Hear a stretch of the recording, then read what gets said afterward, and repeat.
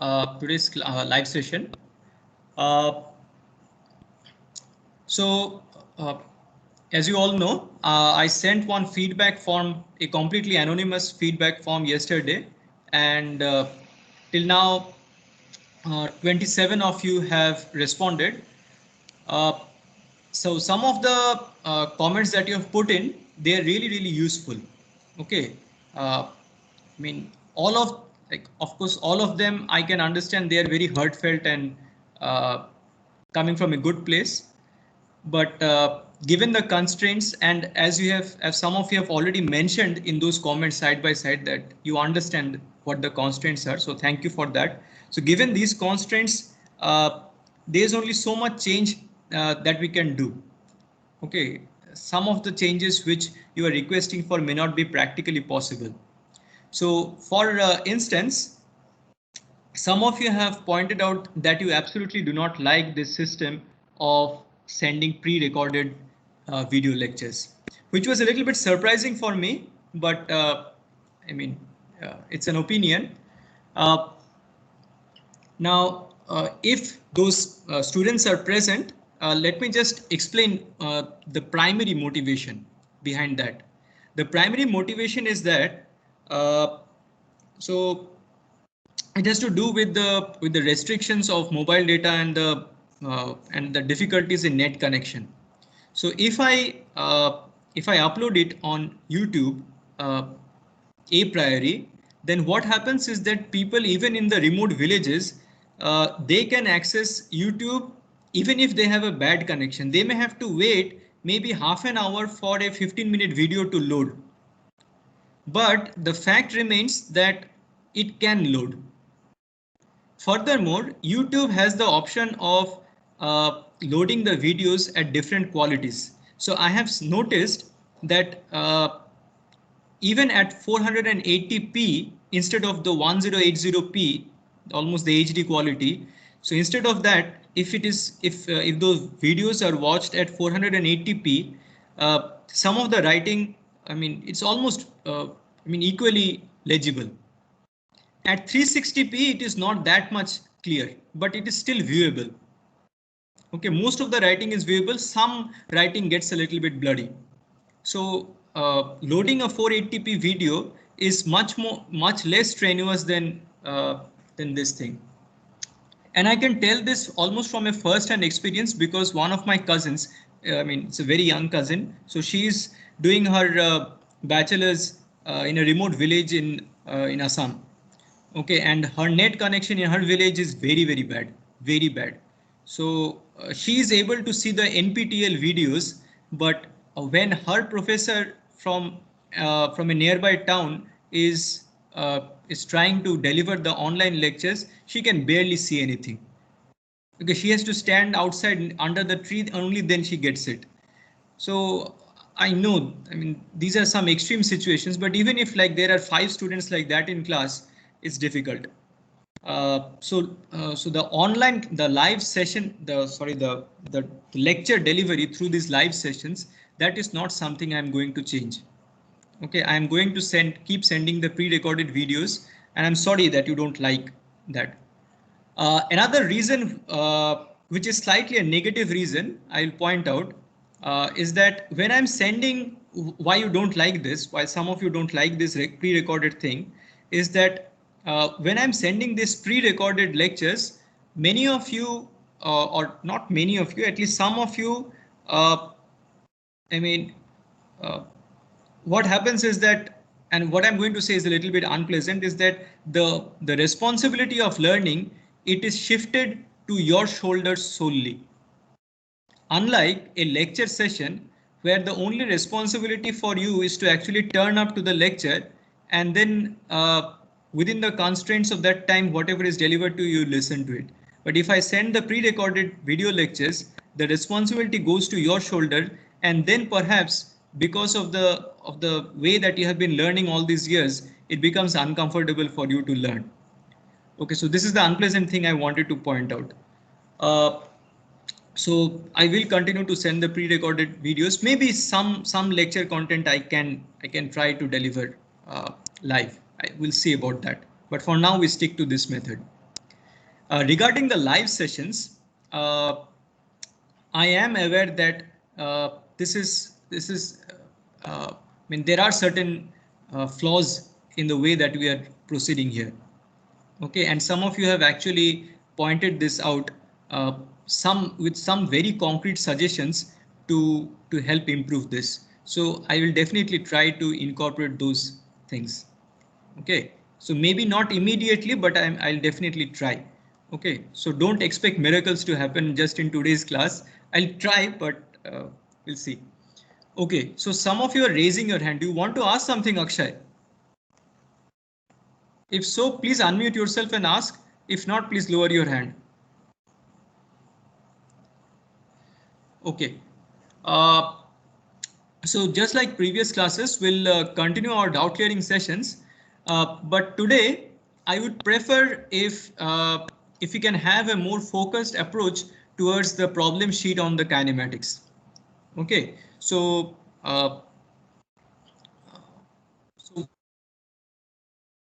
is to take a little bit of a stock of how much or how many of these problems you all have done. So, so there are some very straightforward problems. I'm not going to, invest any time during this precious live sessions on that. So obviously, problem number one is very, very straightforward. Let's not invest any time on that. For question 2, I think we have already spent some time. In case you still have some difficulties, especially with the interpretation of the rigid body translation, you please post that on the discussion channel. We can have a further discussion on that. Question number 3 and 4. The other day we had a discussion during one of the non-mandatory sessions. But still, again, I'm saying that if some of you still have some lingering doubts about that, please post in the channel.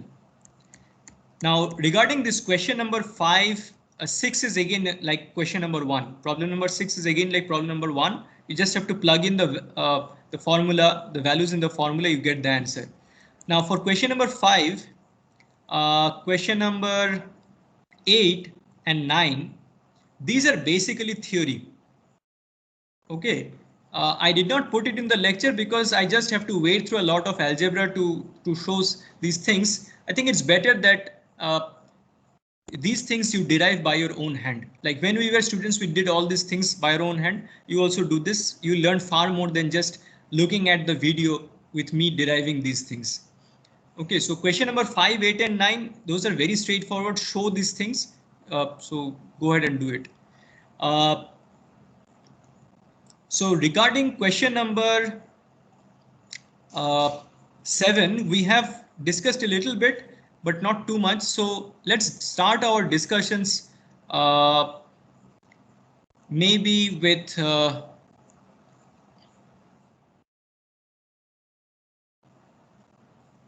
question number 10.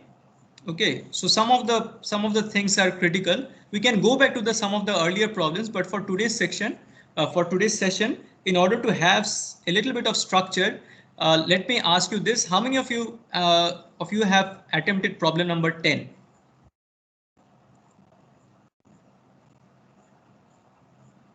And attempted successfully, I mean. Okay, there are not many. So anyone who has managed to do it successfully, do you want to volunteer and perhaps unmute yourself and explain what you did?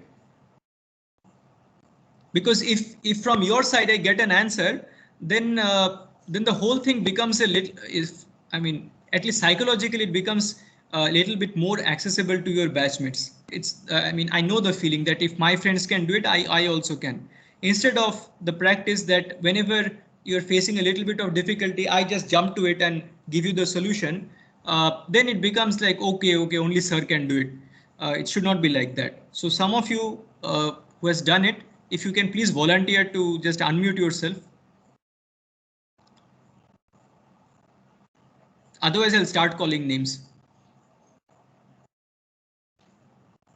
No one wants to volunteer. So I noticed Shankodip raising his hand. Shankodip, do you want to volunteer? Okay, sir. Let me see. Complete radio silence. Hello, am I audible? Hello, sir. Shankodip, are you present now? Yes, sir. Hello. Please raise your hand if you're present. Okay. Can you unmute yourself and explain what you did?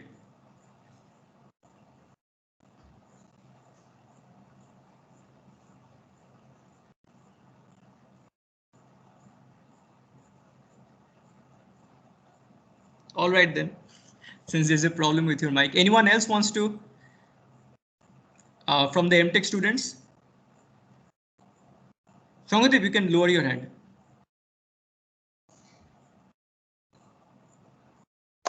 Hello, sir. This is Devang. So may I speak? Devang, do you want to answer? Yes, sir, I would like to. Hello. Am I audible, sir? Who is this? Vikram or Devang? So if Vikram wants to say, he can speak then. Okay, Vikram. I can't hear you. Hello, sir. Is this Vikram? Yes, sir. Hello. Please speak. Hello. Yes, hello. Can I explain it, sir? Yes, please. I'm not that confident I am correct, but I think I am correct. I mean, no need to be shy. Just explain what you tried. Okay, sir. So, rotation can be represented by that curl of a displacement vector. Okay. Of curl of displacement vector gives us the rotation. Yeah. Since it is irrotational, this curl of this displacement vector becomes 0. Okay. Then from mathematics, we know that if curl of any vector becomes 0, then that vector can be represented as gradient of some scalar function. Yes. So yeah, so we can represent that displacement vector as some gradient of something scalar function. Yes, you are absolutely right. Yeah. Full marks. Yes. Thank you, Vikram. This is a perfect answer. So let me quickly write down in the Green app, Green Writing app, what he just mentioned, so that everyone can view it.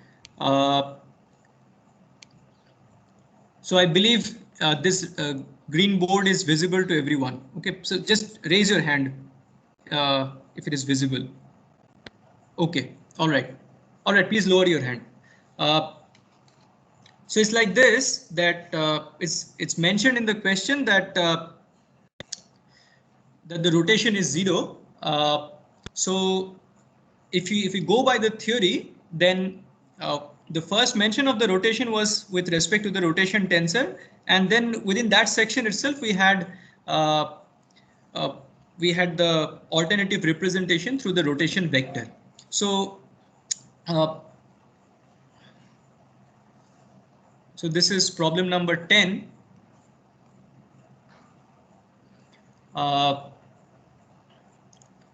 So we have this thing, that the rotation vector is equal to 0. Okay.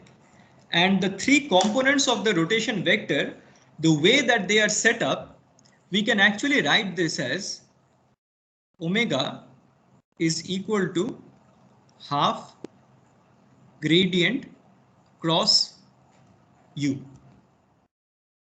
where u is the displacement vector and this you know as the gradient operator. And this half of course comes because we have the half in the original rotation tensor. So I'm not going into the details of proving this thing. So you can very quickly, it will take you only about a couple of minutes to verify this. So please verify it yourself. Now, since it is given that this omega is equal to 0, therefore from vector calculus,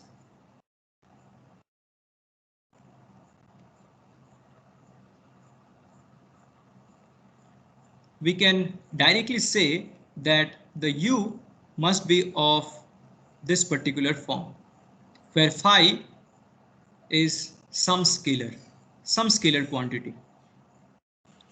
And you can actually check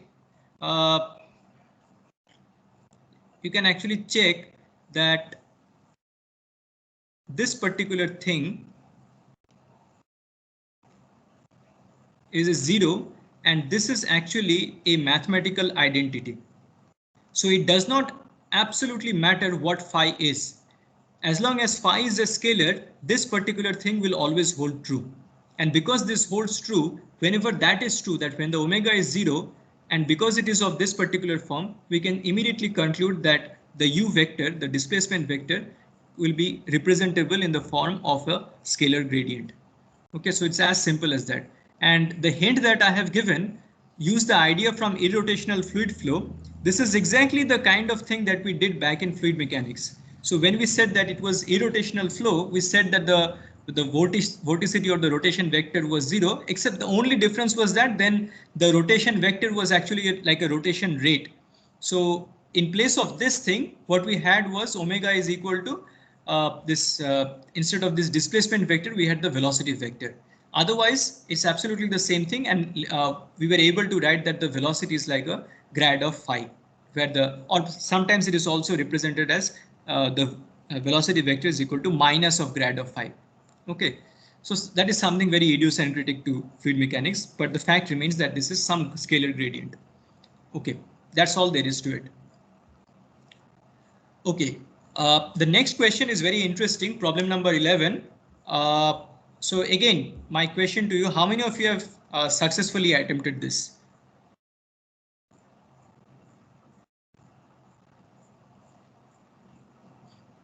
Okay. So these things, so this particular problem I had given in the problem sheet for the dual degree students also. They may have been a little bit more familiar. Among the MTech students, have anyone tried this successfully? Okay, Rahul, do you perhaps want to unmute yourself? You don't have to write anything down, but maybe just explain very quickly what you tried to do or what you have done. Okay, so I did the eigenvalue. Sorry, I wrote the equation for the eigenvalue in Yeah. eigenvalue equation. So The epsilon ij minus yes, lambda. Yeah, that one. yes. So the first equation came out to be with lambda 1, which Yeah. epsilon 1 minus lambda 1 Yeah, into yeah. n1 plus epsilon 1 2 into n2. Similarly, for lambda 2, the other equation came out. Yeah. So if if you have to prove that two vectors are orthogonal, so their dot product should be 0. Absolutely.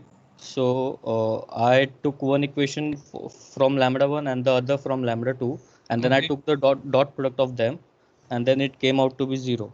So we can say that the But vectors what of did you do with the left hand side? Because if you do a dot product like that, then will you not end up with epsilon, like epsilon ij square kind of thing? oh, okay. So sir, I actually expanded it in matrix form, and then I did not do in Oh, okay. You did in index. matrix form. Yes. Okay. All right. So if that has worked out, I've never tried in matrix form. So it's good you tried like that. But let's try this in index form. Okay. So has anyone else tried in index form among the dual degree students? Shankadev raised his hand, but he has a mic problem. Unless that is fixed now. Shankadev, have you managed to figure out the problem with your mic? Hello. Who is this? Hello. I'm audible. Shankadev? Yes, sir. Yes, Am I yes. audible? Yes. Sir, I did with matrix form only. I just took the equation for first eigenvalue Yes. and then I multiplied it with the second eigenvector Transpose of uh, that probably. transpose, and then I took the transpose of on both sides. And since epsilon transpose is equal to epsilon, so Yeah. uh, it comes out, all gets cancelled, and arrive at an equation with lambda 1 minus lambda 2 and n2 transpose into n1. Yeah. So either lambda 1 is Yeah, equal yeah. to. So it is given that lambda 1 and lambda 2 cannot be equal, therefore n2 transpose n1 must be 0. All right, all right. So good. So since it seems that one student from the dual degree batch and one student from the MTech batch has done it, let's try to do it in a slightly different fashion in using the index notation. Okay, so let me go to a new page. Uh, so this is our problem sheet 2. Problem 11, was it? Yes, problem 11A. So if you look back at the notes, then you will see that the eigenvalue problem in the index notation, it can be written like this. So epsilon ij, so minus lambda delta ij, this whole thing multiplied with nj, and that is equal to 0. So this is the general eigenvalue problem. Now what we are saying is that we are going to sequentially consider these things specifically for particular eigenvalues and their corresponding eigendirections. That means that so let us say that the three eigenvalues that we are getting are lambda 1, lambda 2 and lambda 3, and the corresponding eigendirections or the principal directions are nj1, nj2 and nj3. So let us first consider the 1. So writing specifically for the 1, so this is what we have. In a similar fashion, so I can just expand this out.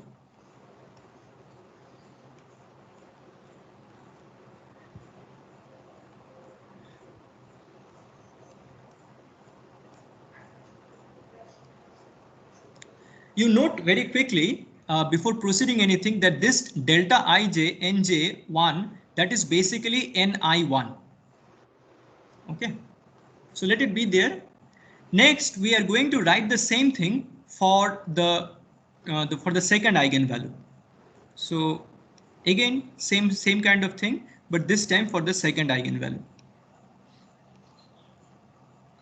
So this superscript 2, it is the second one. Okay,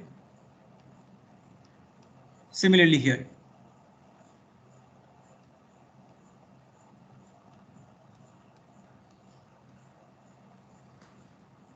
Okay, now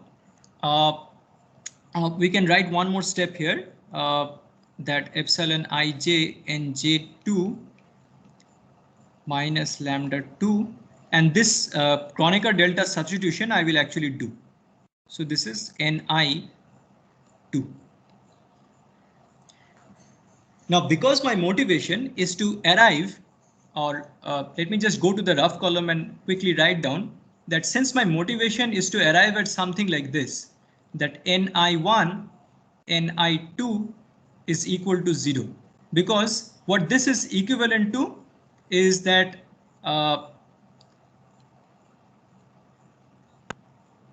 so as Shankadeep was mentioning, this is equal to that, or equivalently also. So just different ways of writing the same thing. The dot product between them is 0. And if we can show this generally for any two eigenvalues, the third one follows similarly. Okay, so and we have to remember that we are overall working under the condition that lambda 1 is not equal to lambda 2 is not equal to lambda 3. Only then this is going to work. Now, since we want to show finally that ni1 times ni2 is equal to 0, let me just multiply overall with ni1. So from here, if I do that,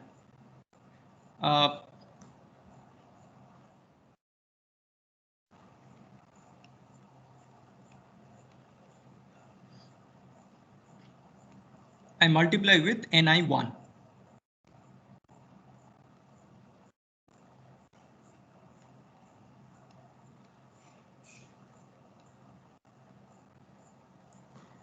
Okay, now in this term, I have nothing more that I can do. But there are things which I can possibly do here. Why I think like that? I think like that because I already have in my hand this first equation that I obtained from my first eigenvalue problem. Okay, so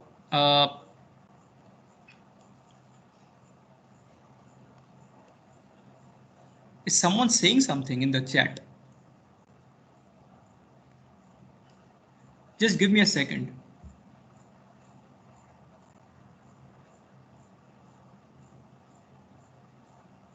Oh no, a student had a power cut.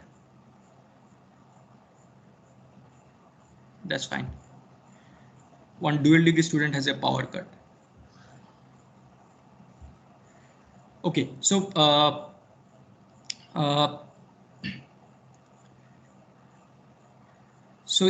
among the dual degree students present, if someone is friends with Tushar Patle, please inform him that I've noted down what he mentioned to me about his power cut, so not to worry. And the thing is being recorded, so it will be available to him also. Okay, so to proceed, we want to use this thing. But you notice here that this is epsilon ij nj1, but here I'm stuck with epsilon ij ni1. Okay, it would have been very nice if this had been also nj1, but not a problem because I can exploit the symmetricity property of this epsilon ij. So in the next step, I can write this in the opposite fashion, that epsilon ji nj2 ni1, and this second term remains as it is.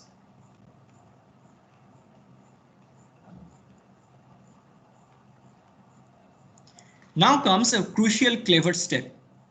So this step, you see, here it is epsilon ij nj.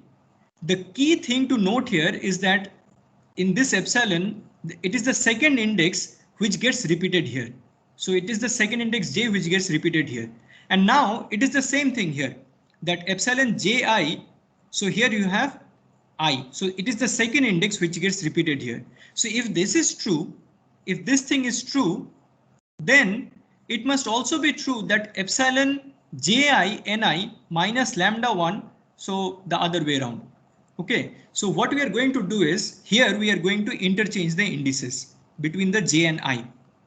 And that I can very well do because here j is repeated, I is repeated, so no problem. So whatever was I make it j, and whatever was j, I make it I.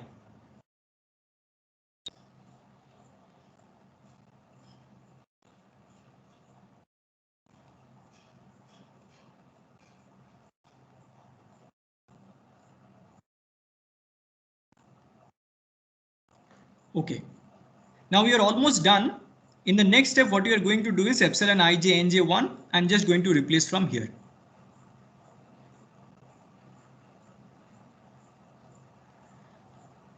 So what I obtain now is lambda 1 delta ij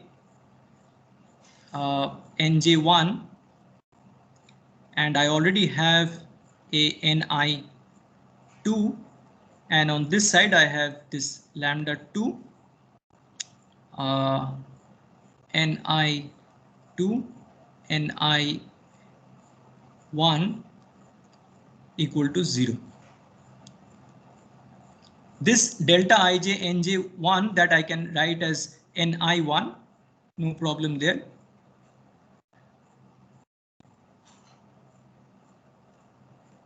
And now you see this has started to look very promising.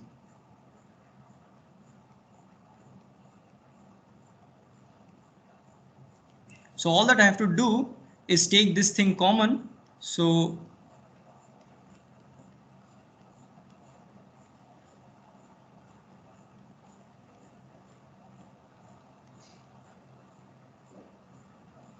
this is ni1, ni2, And here I have lambda 1 minus lambda 2.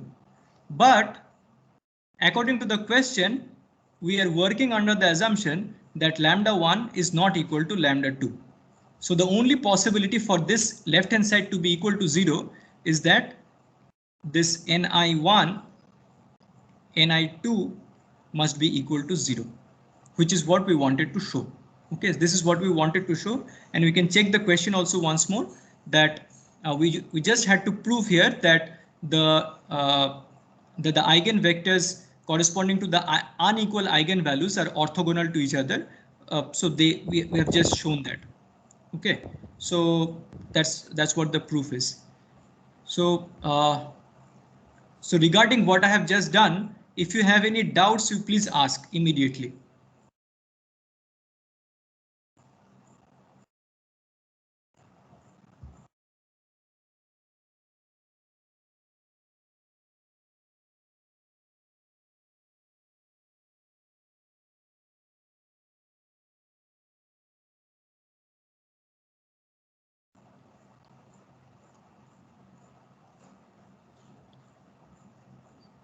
If you have any doubt about what I just wrote, you can please ask.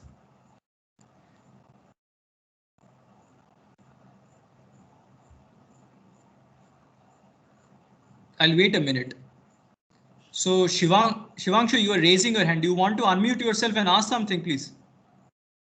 Yes, sir. Yeah. Could you please repeat what analogy that we have used here, in which we have replaced epsilon ji with epsilon ij? I didn't actually get that.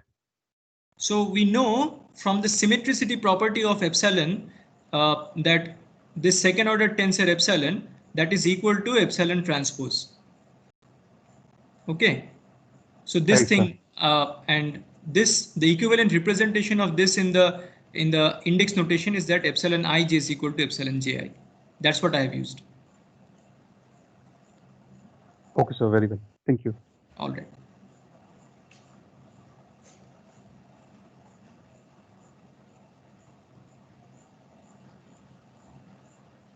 Anyone else wants to ask anything?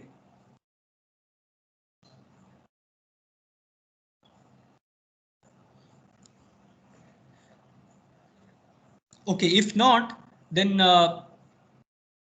so maybe we can move on to problem number 11b. So has anyone, so the students who raised their hand earlier,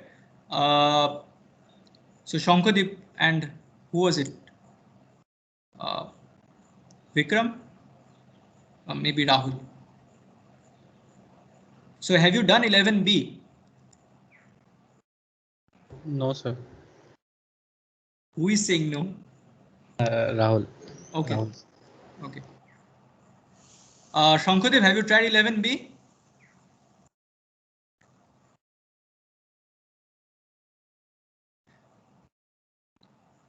Has any other dual degree student tried 11b? Has any other MTech student tried 11b?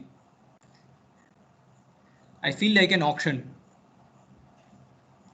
announcer. Okay.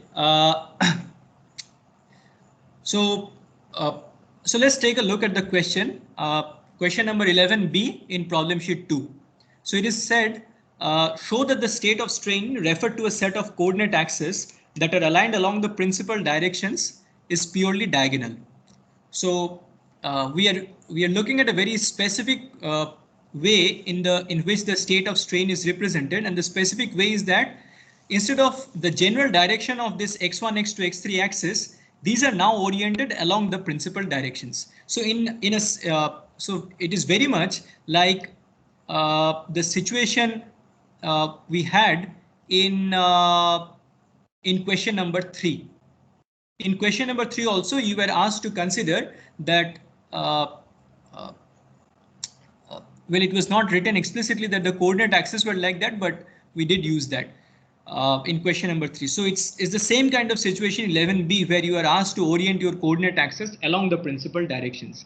And what you have been asked to prove is that the state of strain that will be resulting as a consequence of considering such a thing will be that it will be purely diagonal. The off diagonal elements will be 0, or the shear strain components will be 0. Now, perhaps from your undergraduate studies, I'm not just talking about the dual degree students here, I'm talking about the MTech students who are coming from various backgrounds. So even from your undergraduate studies, I'm sure almost all of you have an intuitive feeling about this, that especially from your studies on the stress chapter, that if you are orienting your coordinate axis along the principal directions, then the state of stress is such that the shear stresses are 0. Okay, so now we have to actually show this thing in the context of strains. The idea is the same. So how can we do it? So so let us first try to see what we have actually. So what we have is this thing.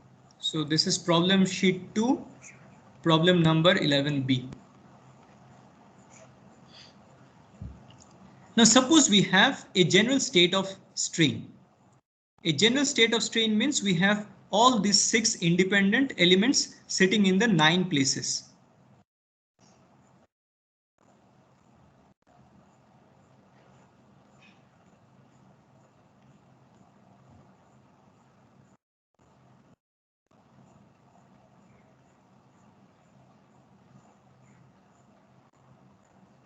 Okay, we have the 6 independent elements: epsilon 11, epsilon 22, epsilon 33, and epsilon 12, epsilon 13, and epsilon 23. These are the 6 independent elements, which is why in the rest of the off diagonal places, epsilon 12 is like this, epsilon 13 is like this, epsilon 23 is like this. Okay. So this is the general state of strain referred to any coordinate axis where we are not restricted to orienting them along the principal directions. But now we have to orient them along the principal directions, and you have to prove that epsilon 12 is equal to 0, epsilon 13 is equal to 0, and epsilon 23 is equal to 0. Okay, how can you do that? So any ideas? So in an actual face-to-face discussion, whenever I'm solving problems, I would have definitely asked like this in an interactive fashion, that perhaps you can give me some ideas step by step. You don't have to solve the entire thing, perhaps you can give me some ideas. So suppose my sole focus right now is to show that epsilon 12 is equal to 0. What can I do? One piece of information that is very much available to me is that I'm dealing with the kind of situation where I can exploit something to do with the principal strains. So given that, do you have any ideas? Anyone, any idea? No need to be shy. The worst thing is that you're going to be completely wrong.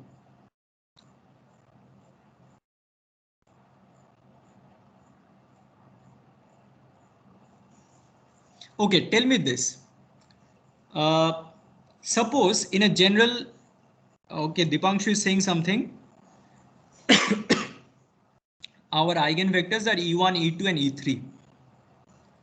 Our our principal directions are themselves the unit vectors along the x1, x2, x3 axis, which you are writing as E1, E2, E3. Absolutely, no problem.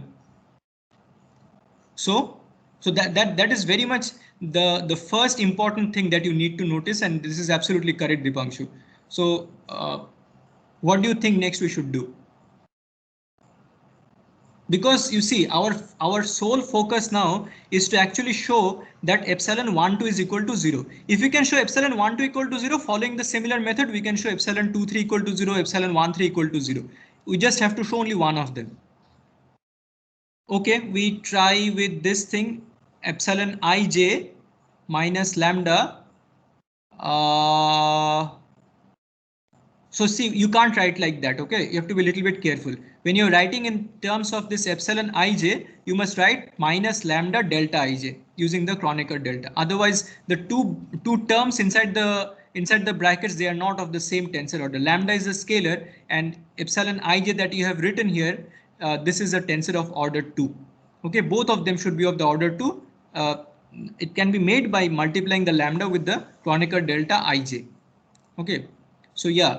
So the product of the eigenvalues is the determinant of the matrix.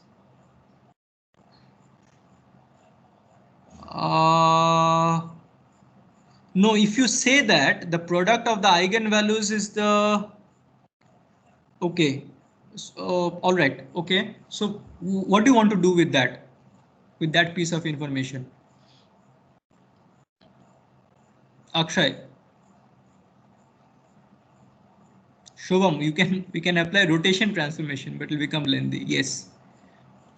So Teikumud is saying we have to somehow prove the deviatoric part of strain tensor is 0.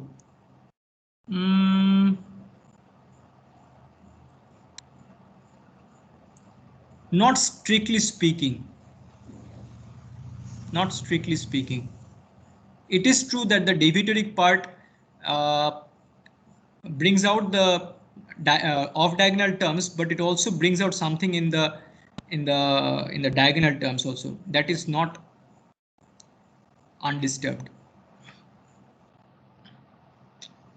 Akshay is saying that maybe get some expression where E12 becomes 0. Yeah, that is the question. That is the $1 million question, Akshay. What is that maybe? Where is that expression? Dipanshu is saying by matrix multiplication, we get E21 equal to E31 equal to 0 for lambda 1.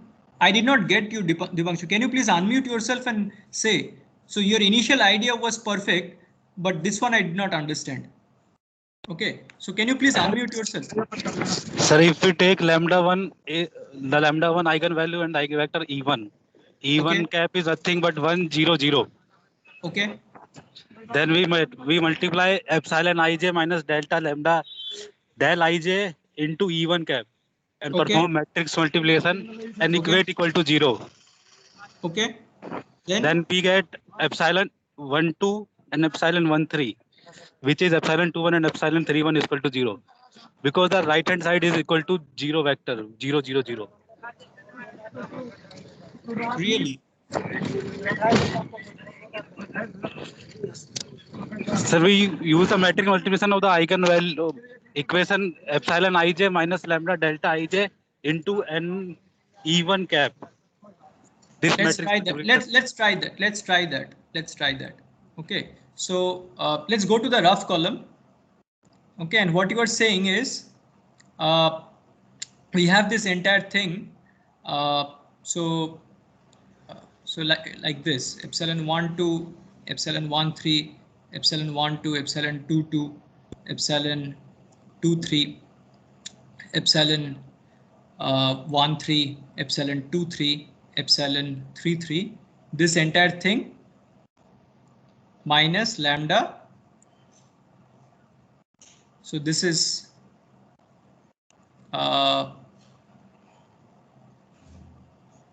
this entire thing multiplied with E1. E1 cap. Yes, So sir. this is 1 0 0, right? Yes, sir. And equate equal to 0. And this one is lambda 1 because we are considering the first one. Yes, sir. And so this is equal to 0. After that? Yes, sir. We perform the matrix subtraction and then matrix multiplication with 1 0 0. So we get E11 is equal to lambda 1, E12 is equal to 0, E13 is equal to 0. So if I carry out this multiplication, this will be epsilon 1 1 into 1 plus epsilon 1 2 into 0 plus epsilon 1 3 into 0. So that is just epsilon 1 1. For the next one, epsilon minus lambda 1. Yeah. So I'll write that separately. I'm just writing for this one. Okay, this one I'll write separately. Then epsilon 1 2 into 1. So that is just epsilon 1 2 plus. Oh, sorry, this is 2 2. Epsilon 2 2 into 0, that is 0 plus epsilon 2 3 into 0. And finally, this one also epsilon 1 3. Like this. And this one is just like this. And then you have 1, you have 0, and you have 0. Right? Yes, sir, equal to 0 0 0. So from this, you definitely have that epsilon 1 1 is equal to lambda 1, epsilon 1, 2 is equal to 0, and epsilon 1, 3 is equal to 0. This is what you had in mind, right? Yes, sir. Okay. Yes, So sir. this is something that I did not have in mind. I wanted to show it in a different way, but there is absolutely nothing wrong with it. This is perfectly all right. What you have done, this is perfectly all right. It is not in index notation, but I completely accept it. There is no problem. Okay. Does anyone else have any other comment about this? If they are not happy with this? So regarding the method that Dipanshu just suggested, if you're not happy with this, can you please suggest something else? Okay, Sankadeep is saying maybe show J2 equal to. Wouldn't that just be making things more complicated? So Sankadeep, can you please take a look at what you have done on the green board and say, if, I mean, we are showing that epsilon 1 2 equal to 0 and epsilon 1 3 equal to 0. And if we take the lambda 2 with the E2 and the lambda 3 with the E3, we can show the other things also. So right now I am not asking for other ideas. I'm just saying that what Dipanshu has suggested, does this seem okay to all of you? Do you have any comments or have you found any flaws with it, with the argument?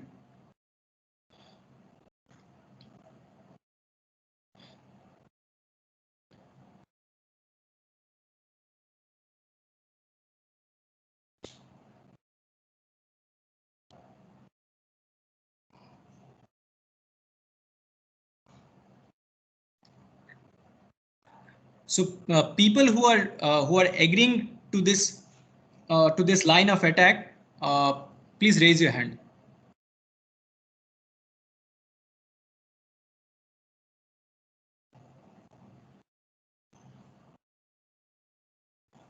Okay, okay, good.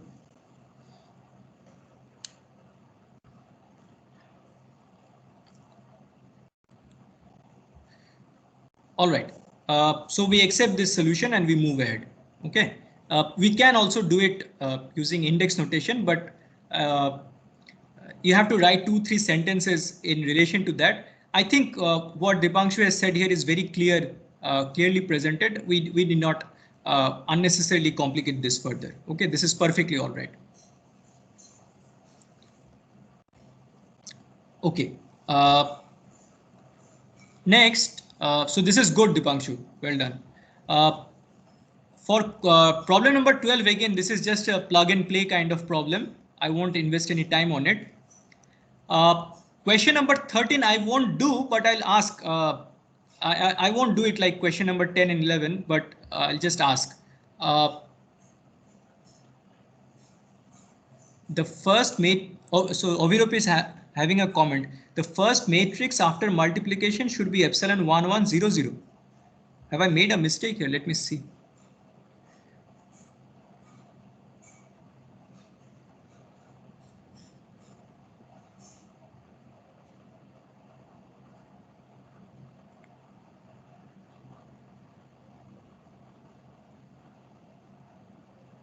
How?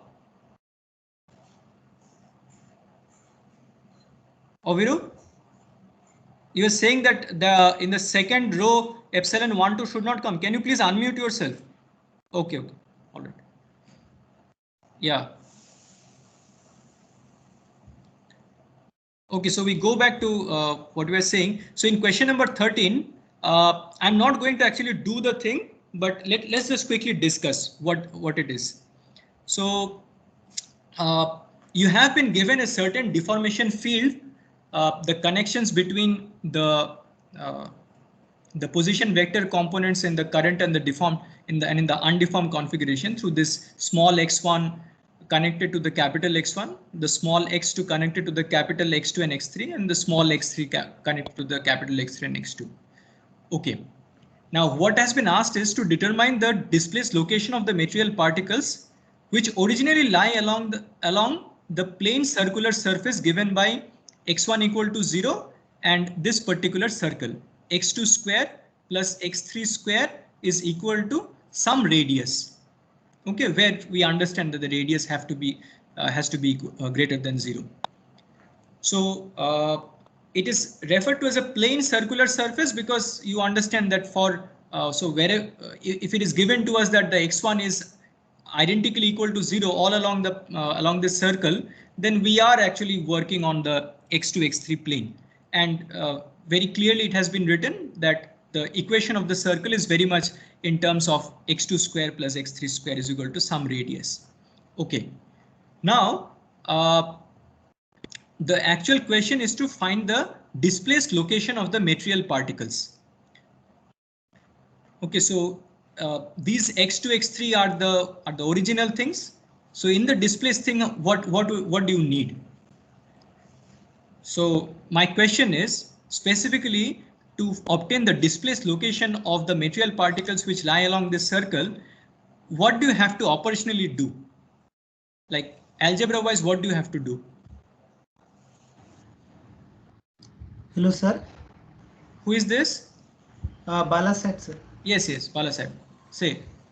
Sir, we have given the initial relation between x2 and x3, that is x2 square plus x3 square equals to 1 upon 1 minus a square. Yeah.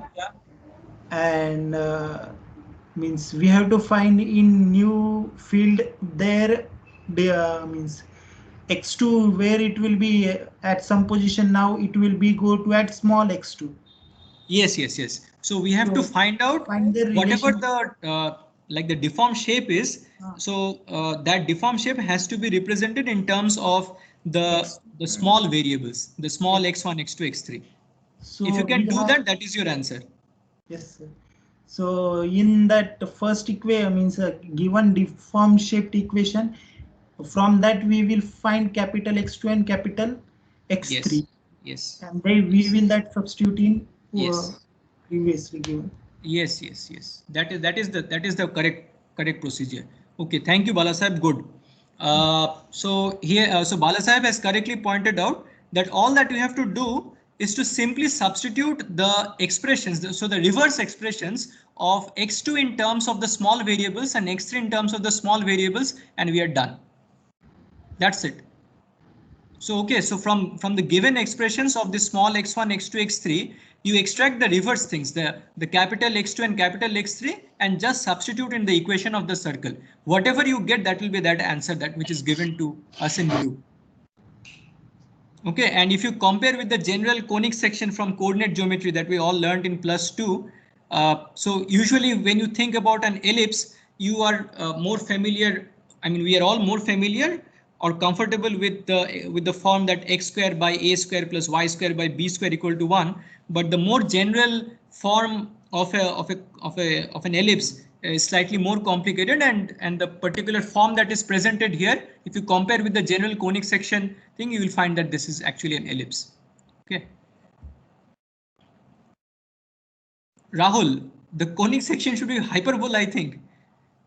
Really?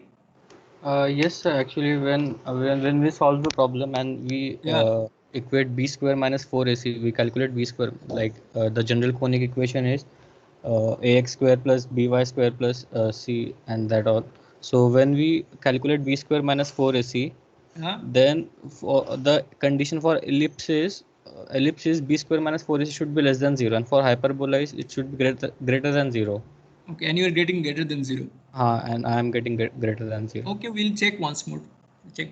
But it should not come out as a hyperbola. Like it is really. So see, at least in an intuitive geometric fashion, my intuition says that if you have a closed curve in the deformed configuration, I mean, how are you going to get like the open wings of a hyperbola? So that seems rather exotic to me, at least geometrical, whatever my geometrical intuition says. So, but we'll still give it a nice check. Okay. Okay. Next, I want especially the dual degree students to at least give this question number 14 a try. Okay, I will not solve this right away. At least not this week. If you still can't do it by next week, I will give you the solution, but you should give it a try.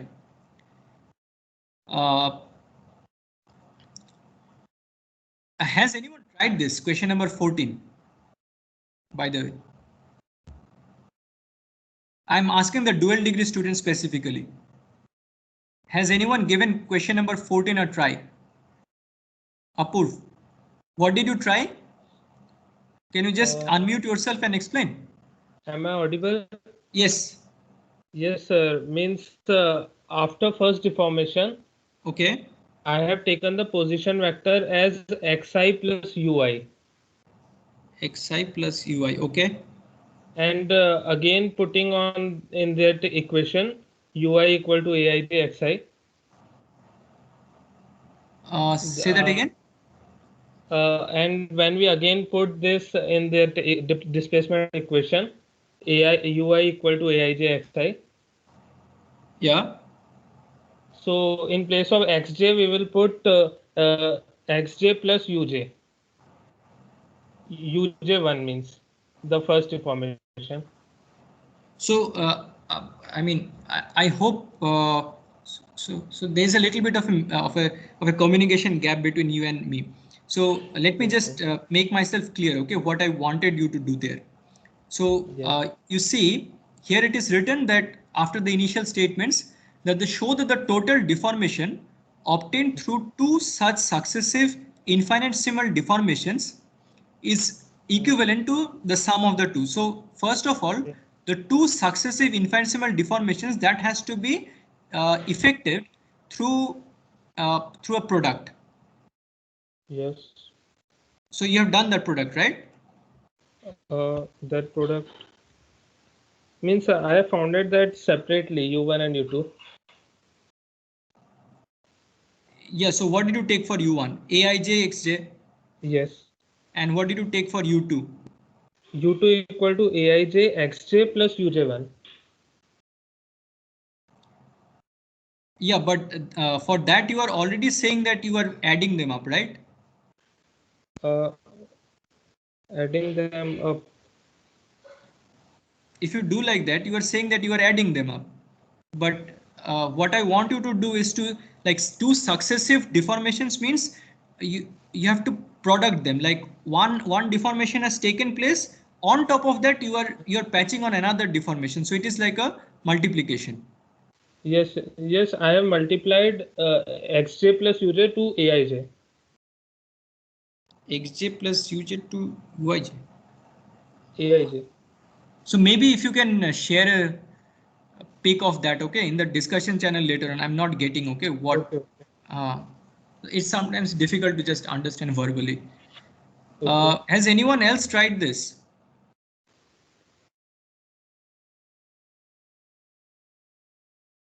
Okay, let me not get into this. Okay, I really want all of you to try this once. Okay, question number 14, you please give it a try. It's not good that I like give you all the solutions in these live sessions. Eventually I will give whatever you can't do at all, but what about question 15? Has anyone done?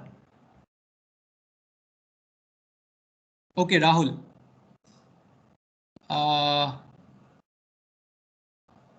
Oh, you just checked, Rahul. Okay, it comes out to be an ellipse. Wonderful, wonderful. Okay.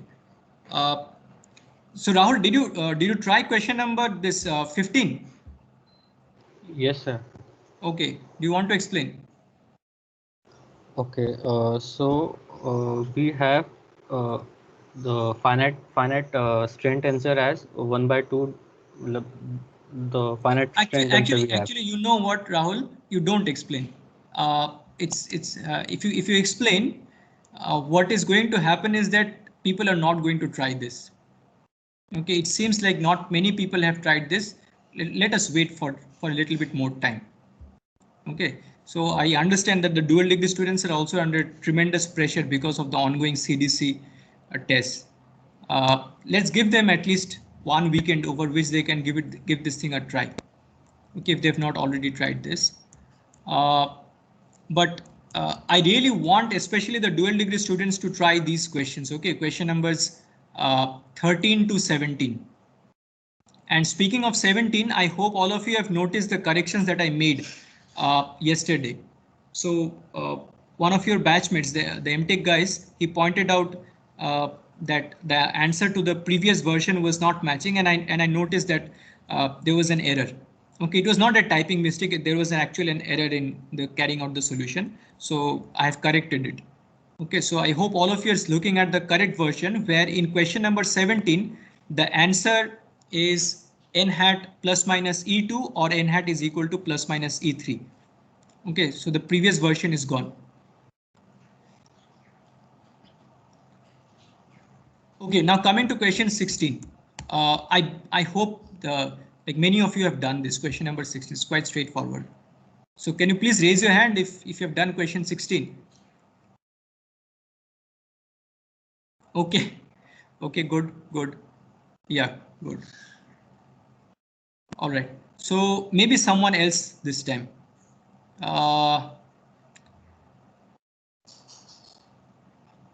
Who wants to volunteer? Please lower your hands, all of you. Who wants to volunteer?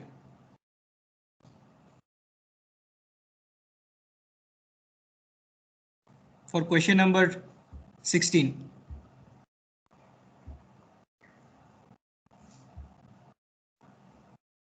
Someone new.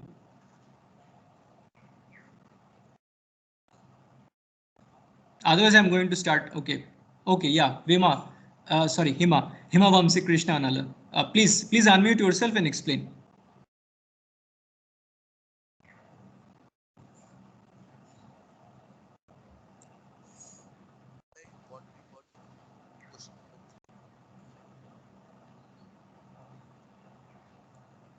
You're not audible, Vimsa, if you're saying something.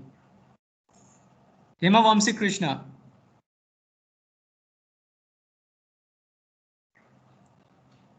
You're not audible.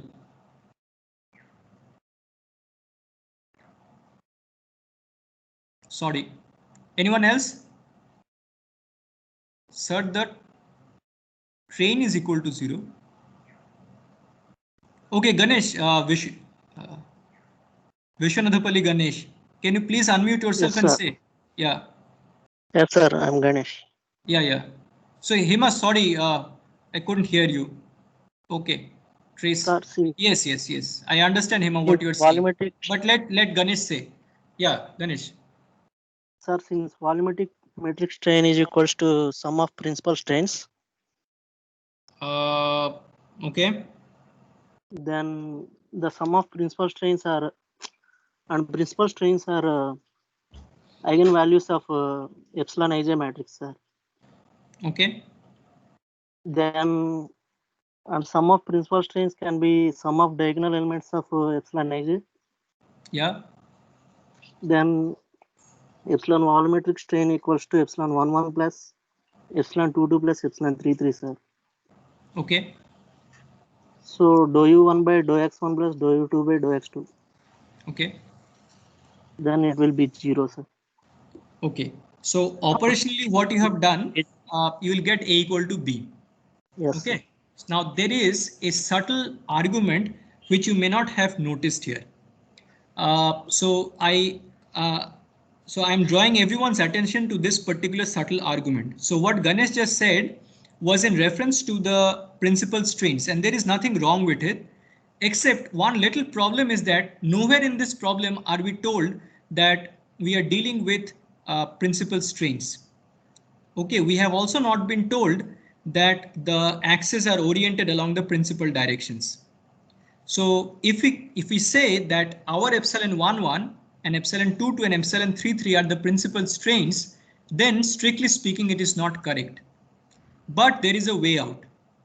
You see, and there is one more clue that this is not a principal strain kind of situation, because you see here, although we have been told that epsilon 1,3 and epsilon 2,3 are 0, but we have not been told that epsilon 1,2 equal to 0. Now, had this been a situation where the coordinate axis had been oriented along the principal directions, then the epsilon 1,2 must have also been 0, as we have just as we just discussed. Okay, in 11 in the problem number 11b. So epsilon 1, 2 is not equal to 0. This is not a situation where the state of strain is being referred to the principal directions. But you notice that this volumetric change expression, even though back in question number 3, I believe, back in question number 3, we were writing those in terms of the principal strains, but ultimately the expression for the volumetric change or the relative volumetric change, that is the dilatation, it came out as the sum of the principal strains. Now the sum of the principal strains is epsilon 1 plus epsilon 2 plus epsilon 3. That is fine. But unfortunately, we are not referring to that kind of a state of strain here. What we only have in our hand is epsilon 1, 1, epsilon 2, 2 and epsilon 3, 3. But the good news is that epsilon 1 plus epsilon 2 plus epsilon 3, they would be the epsilon 1, 1 and epsilon 2, 2 and epsilon 3, 3 of a state of strain that would have been referred to a principal strain direction, or where the coordinate axis would have been referred to. In that situation, epsilon 1, 1 is equal to epsilon 1, epsilon 2, 2 equal to epsilon 2 and epsilon 3, 3 equal to epsilon 3. But very fortunately, the expression of the dilatation, that is like epsilon 1 plus epsilon 2 plus epsilon 3. So we need not worry about the individual values of these principal strains, because the expression of the dilatation is nothing but the first strain invariant. This is very, very important to note. So if I can just open my writing app for this thing, problem number 16, what we can say is that the dilatation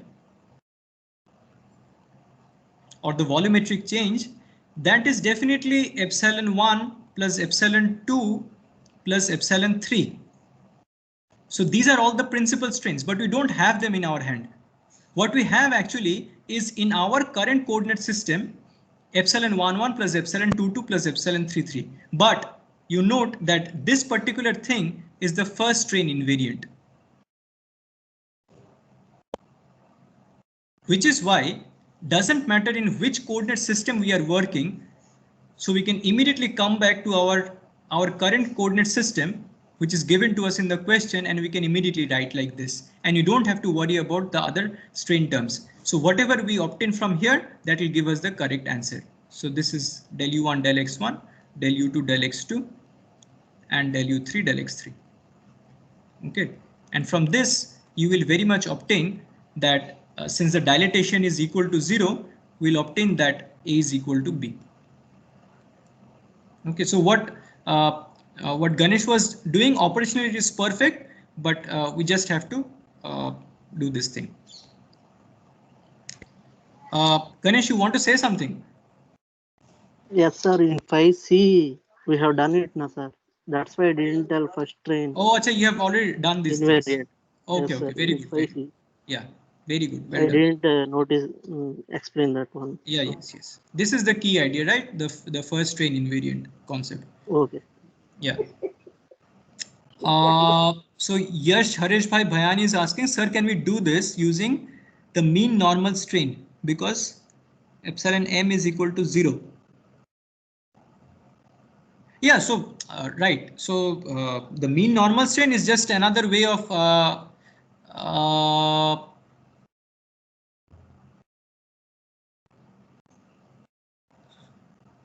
so Tegumudi, I'll come to your thing.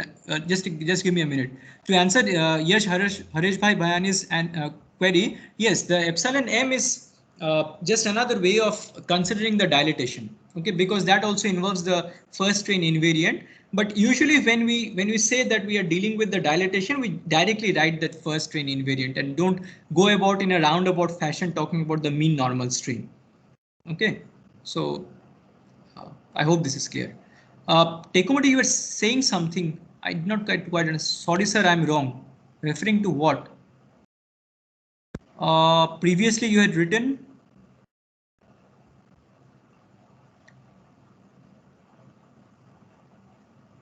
You're probably talking about epsilon 1 to that one. Tekumudi, can you please unmute yourself? Yes, sir. I am referring to epsilon 1 to that is. Okay. There was some mistake in that, right? Yes, sir. I All shortcut. right. Yeah, you caught your mistake. Okay, so so more or less we have done some problems, not all of them, certainly not all of them, but okay,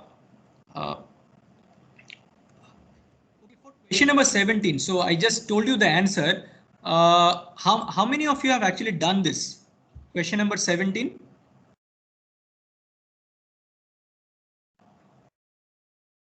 Question number 17. How many of you have done it? Okay, good. Okay. So you just have to use the formula for the engineering strain, the n hat transpose epsilon n hat, and use the given information regarding the deformation fields. You'll get it. It's just a step-by-step procedure, and you just have to remember that it is given that the n1 is equal to 0 because you are working in the x2 x3 plane. That's it. Okay. Orko is saying, sir, doubt in question number 16. Orko, can you please unmute yourself and ask? Hello, sir. Am I audible? Yes. Yeah, sir. The expression for dilatation comes out to be A minus B. So how do we prove that A equals to B? Because we have to prove that A equals to B in order to get that dilatation equals to 0. Say that again. Sir, the expression for dilatation comes out to be A minus B. So it is coming out to be A minus B. Yes, sir. And we are saying that you have to show that for the deformation to be isochoric, it has to be A equal to B. Yes, sir. And your problem is? So how do we get that A equals to B before applying that onto the expression of dilatation? We are not going to apply it to the you are getting A minus B, right? Dilatation Yes, is equal to A minus B. Yes, sir. So I believe what you're worried about is the necessity and the sufficiency condition. Yes, sir. So here you have been asked to show that the deformation will be isochoric if A equal to B, right? Yes, sir. Yes, sir. So if A equal to B is used, then deformation is shown to be isochoric. Yes, sir. So that's it. There is no issue. Okay, sir. Okay, sir. Fine.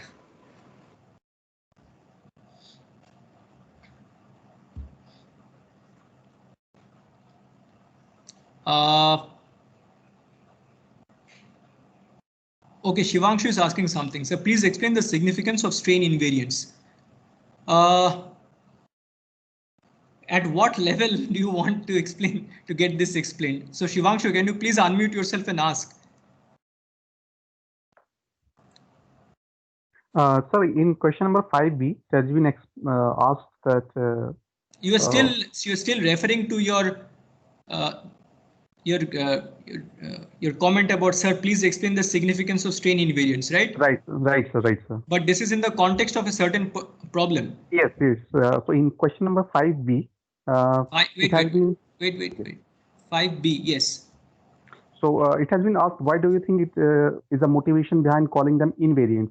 So yes. I'm not able to just why to provide a logic behind it. So why we call them invariants? So when you just out of the context of any science or maths or anything, when you come across the word invariant, what does the meaning convey to you? They are not varying with any. It is not varying with anything. Yeah. Okay. It is not varying with anything. Okay. So it is like as invariant as the fact that engineering students, irrespective of the country that they are in, are going to be lazy. Okay. And it is also invariant with time. Okay. So in your previous generation and in previous generation, in my generation also, engineering students were lazy. We were also lazy. You are also lazy. So it is like that. It's like a fact. So so that is invariant with space and time. Now this particular thing, coming back to mechanics of solids. Okay, coming back to mechanics of solids, we want to find out the motivation of calling it invariant, and that has to be done with reference to the choice of our coordinate axis. So if we are working at any particular coordinate axis, then the values of the strains, the various strain components, epsilon 1, 1, epsilon 1, 2, epsilon 2, 3, all these things, the 6 independent strain components sitting at the same point in a three-dimensional body under the same kind of loading is going to be different if you choose different coordinate axes. Okay, so let me just pull up my writing app and again draw it. So we have this general three-dimensional body, and suppose we have this kind of a coordinate system.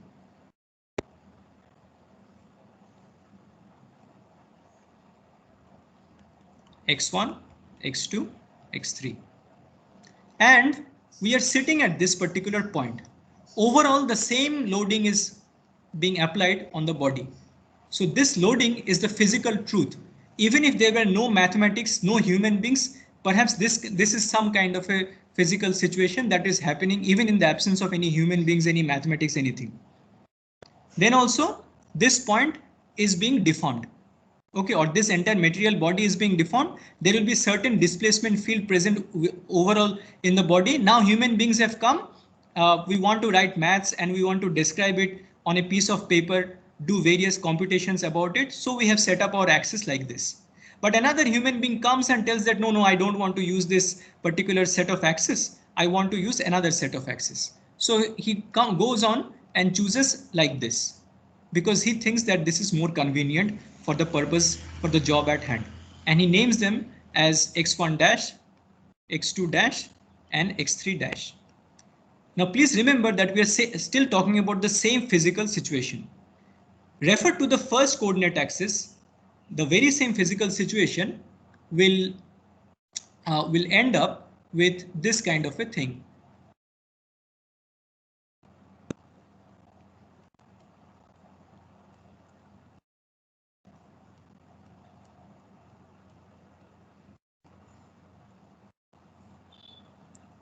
So this is with reference to this one. With reference to this one, it is going to be epsilon 1, 1 dash, epsilon 1, 2 dash, epsilon 1, 3 dash, epsilon 1, 2 dash, epsilon 2, 2 dash, epsilon 2, 3 dash, epsilon 1, 3 dash, epsilon 2, 3 dash, and epsilon 3, 3 dash. Please note, whatever this physical picture is, it pertains to this point. Whatever this physical picture is, it pertains to this point. And overall, the same physical situation. These are having different values distinguished by this presence of this dash and the non-presence of this dash. So it is like here maybe it is 0.001, here it is 0.0015. Here it is maybe this epsilon 1, 2 is maybe 0.003, here it is maybe 0.0027. Something like that. All these values individually are different. However, what we are saying here is this, that this particular combination, that epsilon 1, 1, as a particular example, taking the first strain invariant, this particular combination and this particular combination, even though individually these things are different, epsilon 1, 1 is not equal to epsilon 1 dash, epsilon 2, 2 is not equal to epsilon 2, 2 dash, and epsilon 3, 3 is not equal to epsilon 3, 3 dash, or any other way. So they are not at all equal.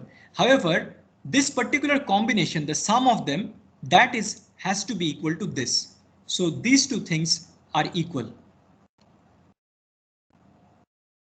Okay, they are very much equal. In a similar fashion, if you take the second strain invariant, if you take the third strain invariant, they are also equal irrespective of which coordinate axis you are choosing. And that is very, very important because later on when we see that we have to find out the principal strains, the third degree equation that we are having, with for finding out the principal strains. So that is expressed in this particular form.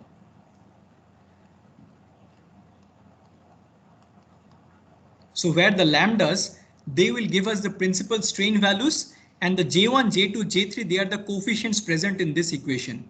Now you see that if referred to a particular coordinate axis like this, you have a certain value of J1, J2, J3, and if with respect to another coordinate axis, you get another different set of values of J1, J2, J3, that basically means that this particular equation is having different forms referred to different coordinate axes. But that cannot be true. It cannot be true because the physical truth associated with the maximum values of the strains or the minimum values of the strains, that is directly a physical truth that is not at all dependent on your choice of the coordinate system. Okay, so in that sense, these particular combinations J1, J2, J3 are strain invariants. So similar will be the story in the next chapter on stress, where you will be dealing with stress invariants. Okay, so I hope this gives you a fair idea. Very well, sir. Thank you very much. All right.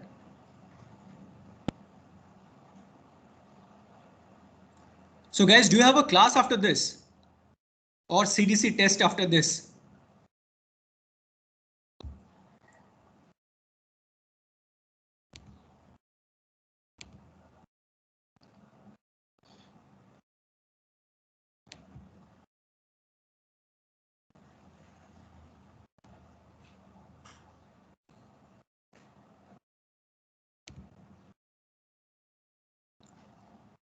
Okay, so probably dual degree students have a class.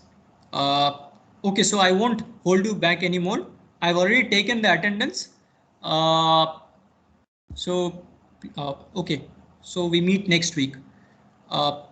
And the plan for next week will be stress, but you can of course ask me some doubts, especially in the discussion channels about the kinematics chapter. All right, bye. Have a good day. Shayan, please stop the recording.